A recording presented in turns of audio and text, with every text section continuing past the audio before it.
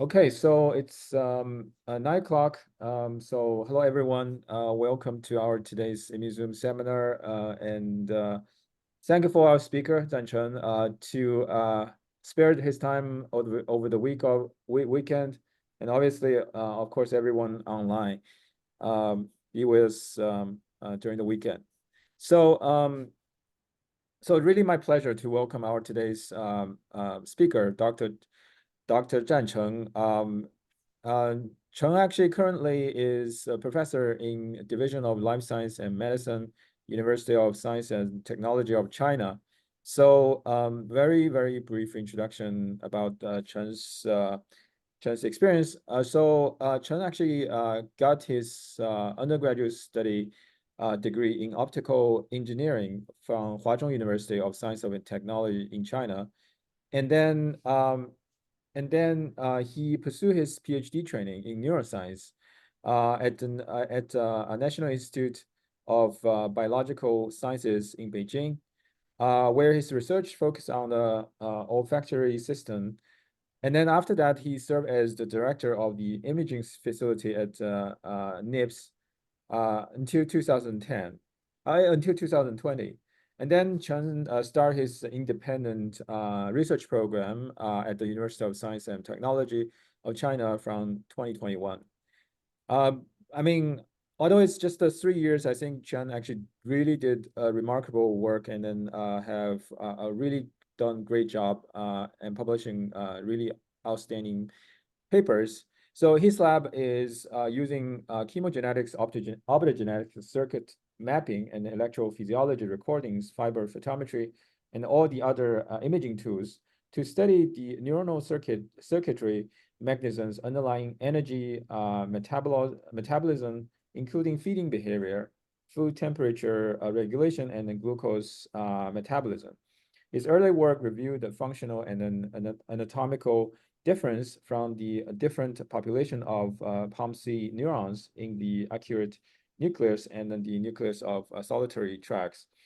And then after that, his research interest mainly focused on the catecholaminergic neurons in the brainstem, including the NTS and then ventricular medulla, VLM.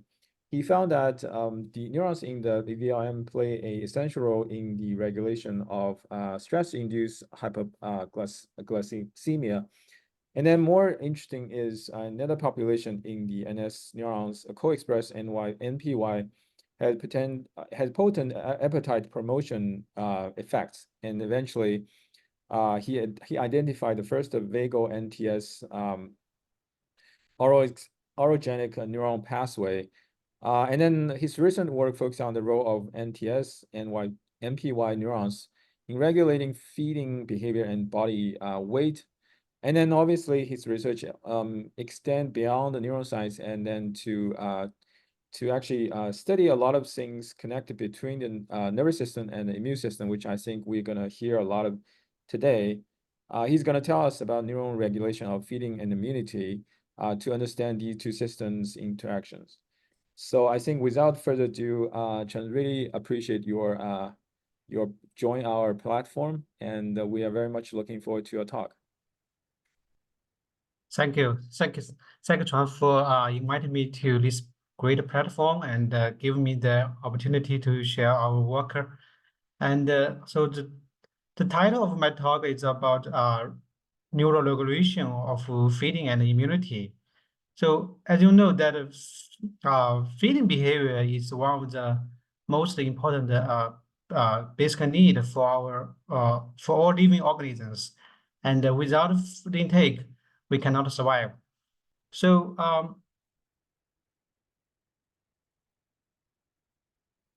so in my lab, we have two major research interests related to feeding. One focuses on the neural circuitry mechanisms underlying feeding behavior. We want to identify new K neurons and K neural circuits that control feeding behaviors.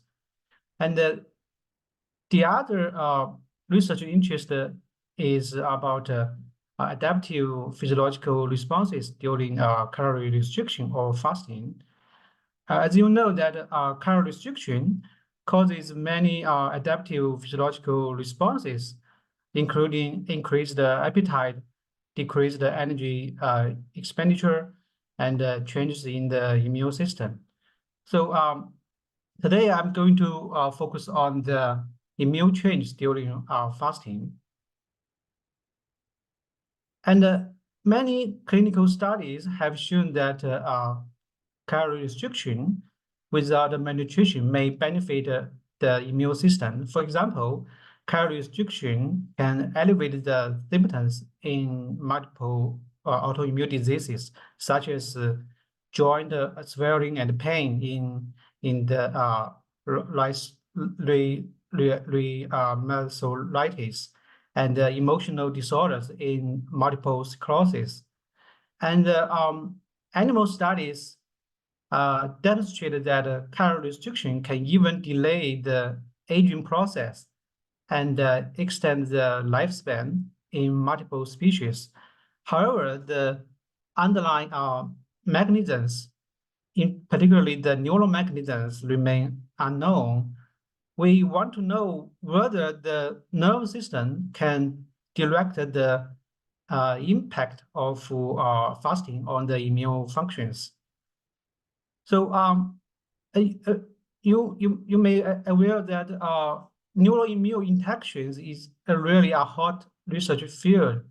So immune organs are innervated by a bundle of nerves. So these nerves release neurotransmitters and peptides that can directly modulate immune cell activity. For example, sympathetic nerve innervates the spleen and control both cellular and humoral immunity. And the brain can also control the immune functions through neuroendocrine pathways like the HPA axis. So and recent studies have identified several key brain areas that control immunity, such as the PVM, paraventricular hypothalamus, and the CEA, central amygdala, and the insular cortex. So our question is whether and which brain area in the central nervous system control immune functions during fasting. So before answering this question, I want to introduce a little bit about how the brain senses the body's nutrient states. So brain can sense the body's energy states through two major pathways. One is called humoral pathways, which detects nutrient-related signals in the circulation. For example, NPY AGRP neurons in the hypothalamus respond to ghrelin, which is orexigenic hormones, and can regulate feeding behavior and energy metabolisms. And for many years, AGRP NPY neurons were considered the sole hunger sensing neuron in the brain.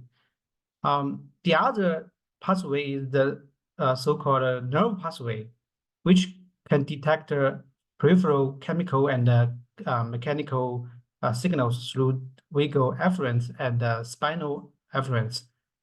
The NTS, the nuclear solitary tract, is an important hub in the brainstem, which can sense peripheral signals through vagal afferents. So our previous studies show that the catecholaminergic neurons, CA neurons for short, in the NTS function as hunger sensor neurons. Actually, there are two populations of CA neurons in the brainstem. Another population is in the VLM, ventrolateral medulla. And we find that at least two populations of CA neurons actually function very similarly. And today I'm going to show how these neurons control feeding behavior and immunity. And we found that NTS CA neurons are activated by fasting, as determined using C4 immunostaining. And these CA neurons are also activated by ghrelin. As I just mentioned, this is a alloxygenic hormone secreted by gut cells. So we then use the chemogenetics and optogenetics to manipulate these neurons. We find that chemogenetics activation and optogenetic activation of these anti-SCA neurons significantly increase the feeding. And in contrast, optogenetic inhibition of these neurons significantly impaired fasting induced refeeding response. So this result suggested that anti-SCA neurons are both sufficient and necessary for the regulation of feeding behavior during fasting. And through retrograde transsynaptic tracing, we found that these anti-SCA neurons receive direct input from weaker efferents. And the selective activation of these weaker neurons that project to anti-SCA neurons also significantly increased feeding behavior. So in this study, we identified that anti-SCA neurons can stimulate feeding, and they receive direct input from weaker efferent. So actually, this pathway is so far the only known gut-brain alloxygenic neuron pathway that has been identified. So as I've just mentioned, there is another population of CA neurons in the ventrolateral medulla. And what are the functions of these neurons? We also use the C4 to detect their response during fasting. These neurons are also alloxygenic neurons, and they are activated during fasting. And the chemogenetic activation of these neurons also significantly increase the food intake, just as anti-SCA neurons. And our previous studies have shown that CA neurons control blood glucose levels in response to nutrient stress. Taken together, our work demonstrated that anti-SCA neurons and the CA neurons play critical roles in control of feeding behavior and energy metabolism. So are they involved in the immune functions? Do they direct the impact of fasting on immunity? So here we focused on autoimmune diseases. Multiple sclerosis is a chronic brain autoimmune diseases, and the immune system mistakenly attacked the myelin shell of nerve fibers, resulting inflammation and damage to the brain. Multiple sclerosis has many neurological symptoms, such as fatigue, difficulty walking, and muscle weakness, and also emotion disorders.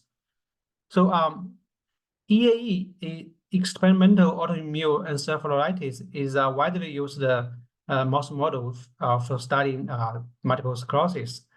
And the previous studies have shown that for intermittent fasting can elevate EAE symptoms in mice and reduce demyelination and reduce immune cell infiltration in the spinal cord. So actually, we have repeated this result. And so to know whether the neurons, in particular fasting activity neurons, are involved in the control of EAE symptoms during fasting, Wang Liang in my lab used the chemogenetics to selectively active CA neurons in EAE mice. So as you can see that the disease score of EAE mice usually reach their highest point on day 20 after immunization. However, after neural activation, the VMC neural activation can significantly decrease the EAE disease score and increase the survival rate in after immunization. And during the whole about 40 days of observation period, one has only observed very mild disease symptoms in mice with VMC neural activation. And the demyelination was also significantly suppressed by the VMC neural activation. So the question is how these orexigenic neurons have such a profound control over autoimmune diseases. This picture shows the pathology of EAE development. And the development of EAE involves several key events. Firstly, T cell priming occurs in the lymph nodes, where immunization triggers the activation and proliferation of myelin specific T cells. These pathogenic T cells then enter the brain and release cytokines such as interleukin 17, interferon gamma, and GM-CSF. And these cytokines contribute to the recruitment of more immune cells like monocytes and macrophages into the brain, resulting in neural inflammation and demyelination. So which event during the EAE progress were affected by the VMC neural activation? We use the flow cytometry to analyze T cell numbers in multiple immune organs. EAE mice were sacrificed at different time points after immunization. We found that VMC neural activation had no significant impact on T cell numbers in the spleen.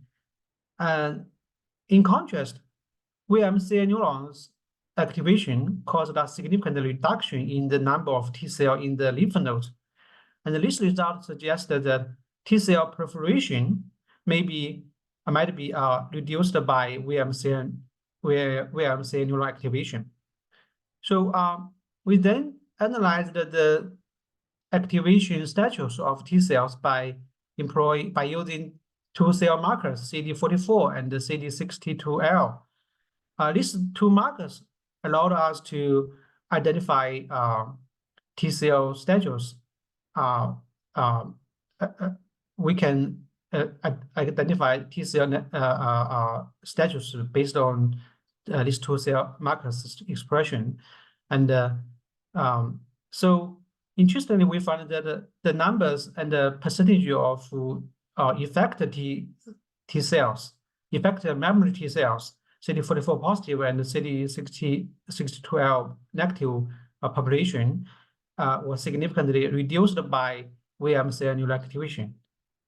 And in contrast, the number and the percentages of naive T cells, the CD44 positive and the CD62L positive population was slightly increased by VMC neural activation. So this result suggested that VMC neural activation suppressed T cell activation. So from this data, we conclude that VMC neural activation suppressed T cell activation and proliferation, which is the first step of EAE development. And what happened in the brain? So we measured immune cell numbers and cytokine levels in the spinal cord. VMC neural activation caused us profound reduction of multiple pathogenic immune cells in the spinal cord, including neutrophil and monocytes. Accordingly, pro-inflammatory cytokine levels were also significantly decreased by VMC neural activation.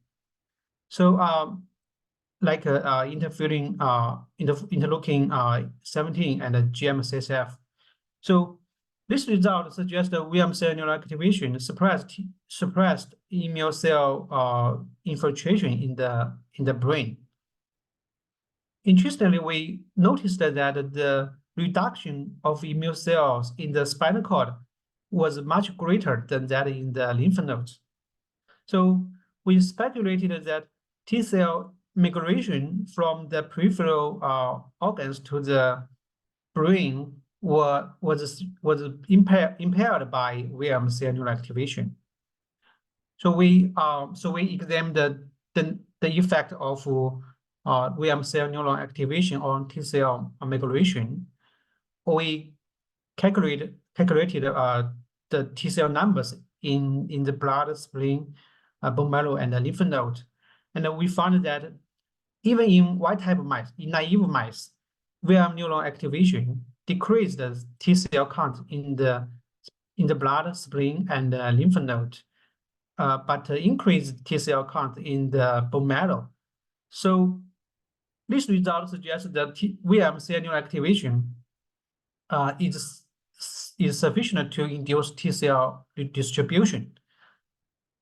Several previous studies have shown that fasting or calorie restriction causes immune cell distribution, like 3 Cell papers published in 2018 showed that naive T cells, the memory T cells, naive B cells, and monocytes accumulated in the bone marrow during fasting.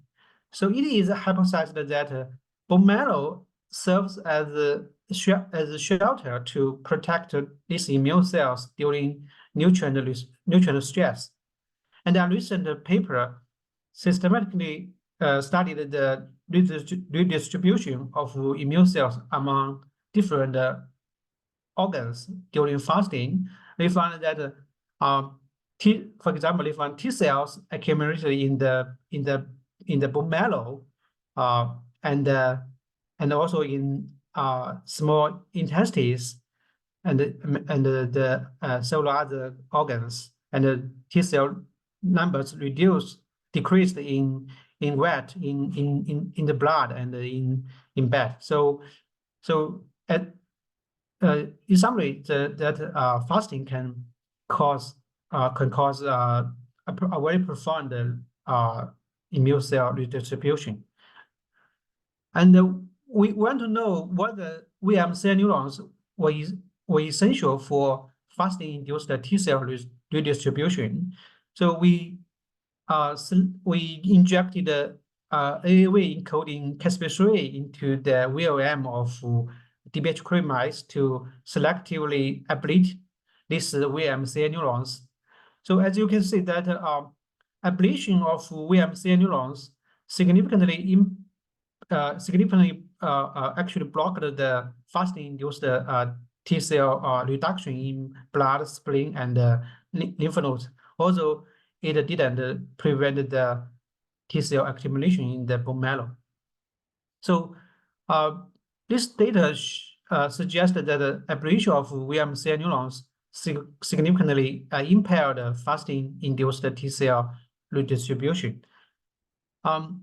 T cell redistribution or the changes in T cell numbers can be caused by several factors like immune cell proliferation, immune cell death, or immune cell migration. So to know whether T cell redistribution was caused by cell migration, we performed an adaptive transfer experiment. Fluorescent dye labeled immune cells were transferred into recipient mice, and we examined we monitored these fluorescent dye labeled immune cells, and then we found that VM cell neural activation can significantly reduce these dye labeled T cells in the blood, spleen, and the lymph node, but increase their numbers in the bone marrow. So again, from this result, we conclude that VM cell neuron activation drive T cell migration from blood to bone marrow. And as we are a neuroscience lab, so we want to know the underlying circuitry mechanisms by which cell neurons control T cell homing to the bone marrow. So we performed whole brain integrated tracing. We found that cell neurons project to multiple hypothalamic nucleus, such as the PVN, the periventricular hypothalamus.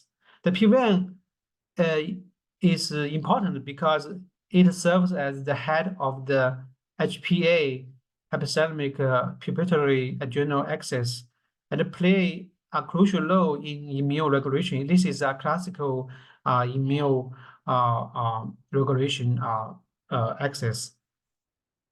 Through monosynaptic integrated and reticular tracing, we find that cell neurons send a direct input to CIH neurons in the PVN. And so next we use the chemogenetics approach to determine the sufficiency and the necessity of the VM to PVN neural pathway. So this is a gain of function study. This study shows that selectively activated the VM to PVN neural circuits can also drive T cell homing to the bone marrow. And in contrast, we also our loss of function studies shows that selectively inhibiting the VM to PVN neural circuits block the fasting-induced T cell homing phenotype. So moreover, we also directly manipulated the CH neurons in the PVN, and the selective activation of this CH neurons in the PVN also drive T cell homing to bone marrow. So taken together, we concluded that cell neurons control T cell homing through their projections to the CIH neurons in the PVN. So PVN and CIH neurons are the head of the HPA axis, which control the release of cortisol, glucocortisol, and we found that chemical genetic activation of cell neurons also stimulated the release of glucocortisol. And consistent with cell neural activation result, injection of analog of glucocortisol, desamethasone, also drives T cell homing to bone marrow. So from this result, we conclude that these neurons, cell neurons, can stimulate the HPA axis to release glucocortisol, and then to drive T cell homing to bone marrow. So what is the underlying molecular mechanisms? We performed the RNA sequence analysis on immune cells. We cell neural activation changed the mRNA expression levels of around 600 genes. And we noticed that the mRNA expression of 6CR4 was significantly increased. 6CR4 is a chemokine receptor that plays a crucial role in T cell migration. And a single injection of 6CR4 antagonist, AMD 3100, completely blocked the reduction of T cells in the blood and their accumulation in the bone marrow. We treated the mice, the EAE mice, with a 6CR4 blocker using a mini pump during the EAE progress. We found that blocking 6CR4 significantly enhanced the immune cell infiltration into the spinal cord, and also impaired cell neural activation, induced the EAE improvements. So This result suggested that VMCA neural activation induced T cell migration also contributes to EAE improvements. So in summary, our studies show that VMCA neurons are activated by hunger during fasting, and transmitted to the PVN and CH neurons, which stimulated the HPA axis to release glucocorticoid to drive T cell homing to the bone marrow, and this T cell homing can help to elevate the EAE symptoms. So okay, this is the most important slide in my talk. So my lab is a very young lab in USTC, and all members in our lab work very hard, and I would like to thank them for their hard working. And also, I would like also to thank my collaborators and my mentors. And this, I'm not an immunologist, so this work was highly supported by my collaborator, in particularly Paul Huang at Fudan University and Carrie Mao at Xiamen University. So I would also like to thank my funding spots. Thank you all. So by the way, my lab is recruiting postdoc, in particularly those who has immunology background. Thank you.